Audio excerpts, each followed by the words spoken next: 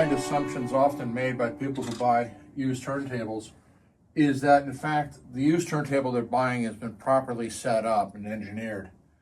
So I'm going to revisit our little Thorens turntable with a gray 707 on it.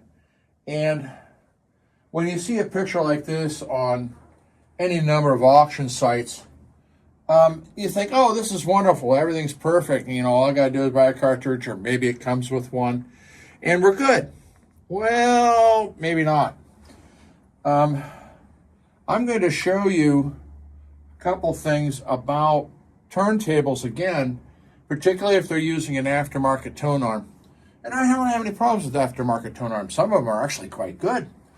But what's really critical is that the setup of the tone arm and its distance from the bearing to the pivot point is correct, so that the cartridge properly tracks an arc where it gives maximum performance and no distortion. So just for convenience, I'm using a Lin speed calibration, and with their arms here we show the track the arc it should follow, so that it's properly tracking on the inner grooves and outer grooves. Now, a lot of tables may or may not come with something far more simple. This is a little Riga one. And so here we go. And so you're setting it up, and this is your target point. Now keep in mind, this is a target point in the middle of the entire range of an LP. And the fact that you've got it right in one point doesn't mean it's going to track the arc properly. So I'm going to show you what happens, or can happen, when you're buying an aftermarket turntable from who knows who set it up. The first thing we're going to use is a Denison sound tractor. And what this allows us to do is to make sure that we're sitting in the proper point. This is a far more substantial system. And what we're going to do is set it up so that that pivot point, we're dead center now on the bearing for both horizontal and vertical. Here's our pivot point. I'm now going to lock this down. So there's no play in this, no wobbling. And now we can take a look. So this is the first look. Out comes the tone arm, the lift is down, being very careful that you don't rip the stylus off. And we come into the pivot point. Get this right.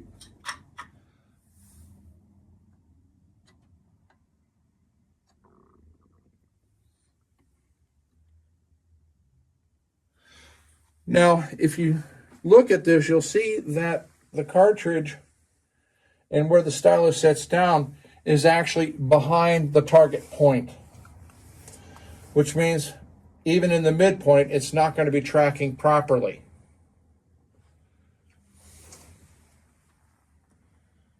So this I've already inspected before to show you what happens. So now we'll go back to show you what happens on the arc. Again, using what we assume to be, we can move this around. So we're going to move it around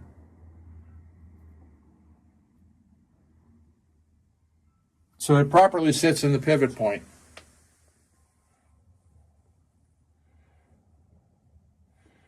And now we're going to move it. So we're saying, okay, we're tracking around. If we track it around, you can see, looking at the arc, go ahead and take a picture from the top, how far off the cartridge is actually tracking on the outer grooves. It's quite substantial. And of course, the reverse happens on the inner now that it's tracking too far back. So this cartridge is invariably going to cause some distortion or problems. When you're getting into a used turntable with a cartridge that has been improperly mounted and used for some time, the stylus is going to be worn on surfaces that follow the improper arc. So if you risk trying to reset the cartridge so that it properly follows that arc, you're going to have a leading edge on the stylus that's going to cut the vinyl, essentially. There's some lovely photographs out in the web from Stanton that talks about this.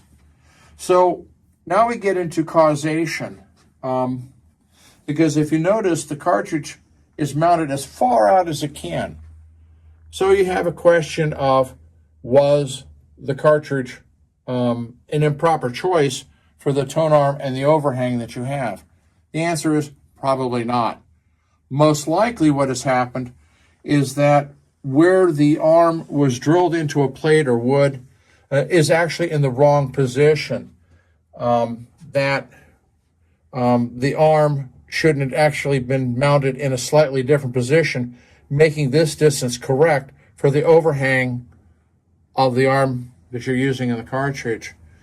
Now with this, it's a single hole. It's not tri-mounted with multiple screws. So whether this is shifted in time or whether it can be shifted to correct this, we don't know yet. There are devices out there. There's one made by Dennison I used for years to properly drill the plates to set these things up. I don't know whether this plate was provided by the manufacturer and it was just improperly done, or whether it was just a plate that happened to be available and the arm fit. But when you're buying used turntables, you don't know what's going on from a photograph. It's kind of like mail ordering your rims and your tires and then expecting them to be balanced properly. And God help you on that one. Whether the weights are right or whether they need weights, you just don't know. So this is one of the things about, used turntables, particularly when you're starting to talk about really high-end turntables, where they have the options of adding an arm to themselves of their choice and their needs. Again, it's one of the reasons, that we like, the Riga turntables, because everything is engineered out so that it should be right. And if you think that buying a turntable with the manufacturer's arm on the table is right, guess again, because we've caught a number of tables where no matter how we tried to mount the cartridge, the arm itself is not in the proper position and distance to make that arc right. We've even had to go so far as to twist cartridges in their head shell so it looks screwed and goofy just to track it right. And, more often, it's not that common, but we've seen it more than we'd ever want to see. That's why we like to work with tables that have engineered out, they're thought out. This is what you do. And so that's one of the little mysteries of turntables and cartridges, because sometimes people put a NARC cartridge on and it sounds like crap no matter what they do. And a lot of times it's the overhang distance and the positioning of the pivot point to the bearing itself.